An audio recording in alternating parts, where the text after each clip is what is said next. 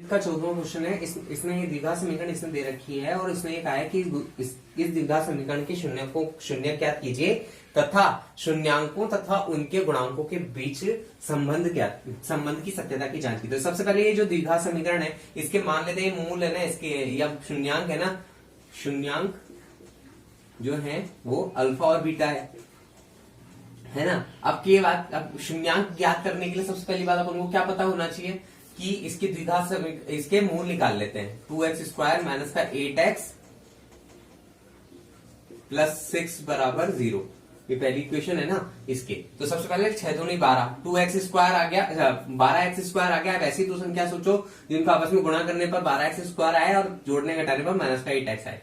तो 2x² minus का 6x minus का 2x प्लस का 6 बराबर 0।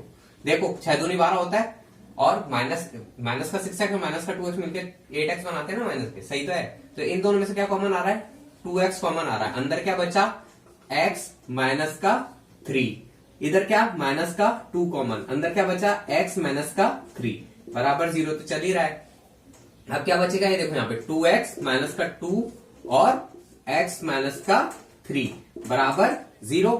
ये अब देखो हर ब्रैकेट के बराबर में 0 हो गया तो आप एक काम करो, 2x माइनस का 2 बराबर 0 एक बार तो 2x बराबर 2, x बराबर 2/2 यानी कि x बराबर 1 आ गया।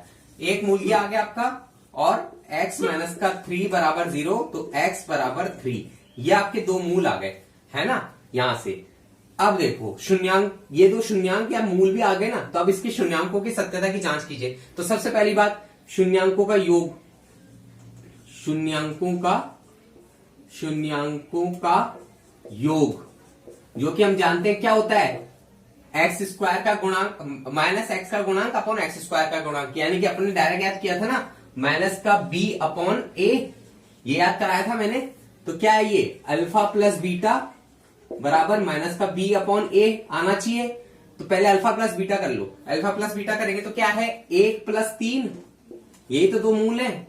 माइनस का b अपॉन a क्या है? माइनस का b अपॉन a, माइनस का b है माइनस इंटू b क्या है? माइनस का 8 x का गुणांक माइनस का 8 अपॉन a क्या है? x² का गुणांक 2 है ना। अब देखो ये क्या आया? माइनस माइनस प्लस, प्लस 8/2 यानी कि ये 1 प्लस 3 क्या है? 4 हो गया। 4 बराबर 2 चौक 8, तो ये बराबर सिद्ध हो गए।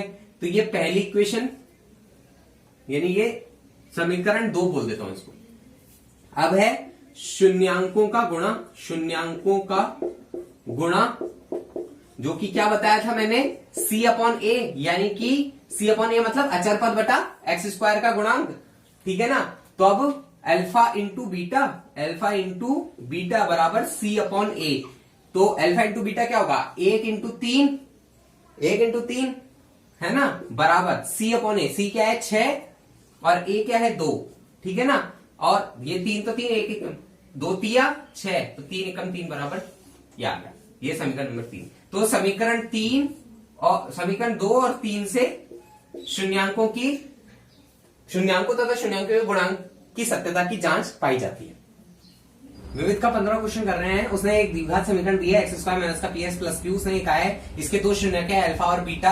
आप ये दो क्वेश्चन उसकी मदद से कीजिए, alpha square plus beta square 1 upon alpha plus 1 upon beta. तो सबसे पहली बात आपको ये दोनों कैसे कर सकते हैं, इसमें क्या मदद ले सकते हैं इस समीकरण से कि भैया हमको पता है द्विघात समीकरण के लिए हम शून्यकों का योग निकालते हैं और शून्यकों का गुणा निकालते हैं। तो सबसे पहले अल्फा प्लस बीटा क्या होता है? माइनस x का गुणांक अपॉन x² का गुणांक, ये निकालते हैं। तो ये अल्फा प्लस बीटा क्या आया? इससे अल्फा प्लस बीटा आया माइनस x का गुणांक। तो माइनस x का गुणांक क्या है? माइनस का p अपॉन x² का गुणांक, x² का गुणांक 1 है, यहां 1 आ गया। तो माइनस इंटू माइनस प्लस हो गया, प्लस का p, अल्फा प्लस बीटा आ गया हमारे पास p। अब आएगा alpha into beta. Alpha into beta क्या निकल सकते हैं? क्या होता है alpha into beta? Alpha into beta होता है अचर पद बटा एक्स स्क्वायर का गुणांक निकाल लो। तो अचर पद क्या है यहाँ q अपॉन एक्स स्क्वायर का गुणांक क्या है 1, यानी अल्फा इंटू बीटा आया हमारे पास q, अल्फा इंटू बीटा बराबर q आया। ठीक है ना। तो अब हम ये दोनों क्वेश्चन करते हैं। अब हम ये दोनों क्वेश्चन कर रहे हैं। पहला ये alpha square plus beta square, तो हमको alpha square plus beta square चाहिए, तो हम कैसे ला सकते हैं? यदि हम अल्फा प्लस बीटा का होल स्क्वायर करें तो क्या होता है, वो alpha square plus twice of alpha beta plus beta का स्क्वायर। ठीक है ना, यही होता है। लेकिन हमको तो चाहिए alpha square plus beta square, इसके अलावा कुछ नहीं चाहिए। तो हम जो बची हुई चीज है उसको दूसरे पक्ष में भेज देंगे। कैसे भेज देंगे, देखो यहां तो रखो alpha square plus beta square, alpha square plus beta square, बची हुई चीज को इस दूसरे पक्ष में भेज दो, 2s ऑफ अल्फा बीटा इधर भेज दो। तो क्या होगा, अल्फा प्लस बीटा का whole square minus twice of alpha beta, यही है ट्वाइस ऑफ अल्फा बीटा। अब देखो एक बात देखो, ये तो है शून्यांकों का योग और ये है शून्यांकों का गुणा। कर लो, अपने पास में दोनों चीजें दे रखी हैं, अपने पहले निकाल ली। तो अल्फा प्लस बीटा क्या दे रखा है हमारे पास, p का होल स्क्वायर, है ना। इसको समीकरण 1 कह देना, चाहे इसको समीकरण 2 कह देना आप, तो 1 व 2 से, ठीक है ना। p का स्क्वायर माइनस 2 इंटू शून्यांकों का गुणा क्या है, इंटू q बराबर alpha square plus beta square, है ना। अब देखो p का square minus twice of q बराबर alpha square plus beta square आया है हमारा। ठीक है ना। अब देखो ये है 1 upon alpha plus 1 upon beta. इसमें क्या कर सकते हैं, इसमें पहले नीचे एलसीएम ले लेंगे, अल्फा इंटू बीटा।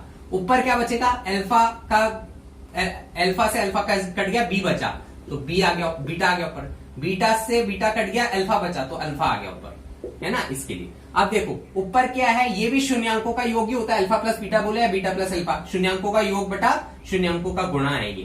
तो अल्फा प्लस बीटा तो यहां से आ गया p और अल्फा इंटू बीटा आ गया यहां से q।